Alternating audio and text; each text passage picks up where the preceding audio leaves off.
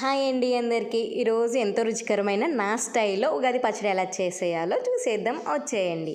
దానికి కావాల్సిన ఇంగ్రీడియంట్స్ వచ్చేసి అరటిపళ్ళు, బెల్లం, కొబ్బరి, మామిడికాయ, వేపుడు శనగపప్పు, చింతపండు గుజ్జు, వేప పువ్వు అండి. నేను వేప పువ్వు రేకులు తీసుకున్నానండి, అంత చేదు రాకుండా.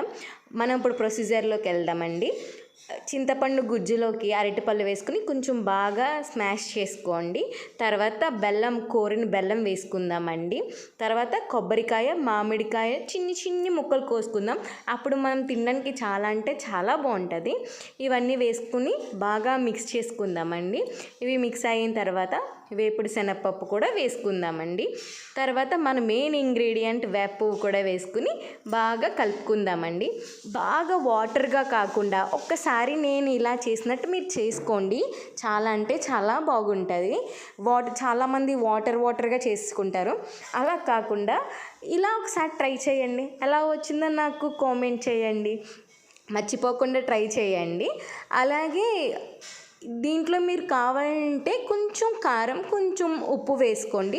నేనైతే వేసుకోవట్లేదు, ఇది నా స్టైల్ కాబట్టి. మీరు ఒకవేళ పక్కా వేసుకోవాలి అని మీరు అనుకుంటే చిటికెడు వేసుకోండి. ఇది మన ఇంటికి గెస్ట్ వచ్చినా కానీ పెట్టడానికి చాలా అంటే చాలా బాగుంటుంది. నచ్చితే మాత్రం కామెంట్ చేయండి, లైక్ చేయండి. Thank you.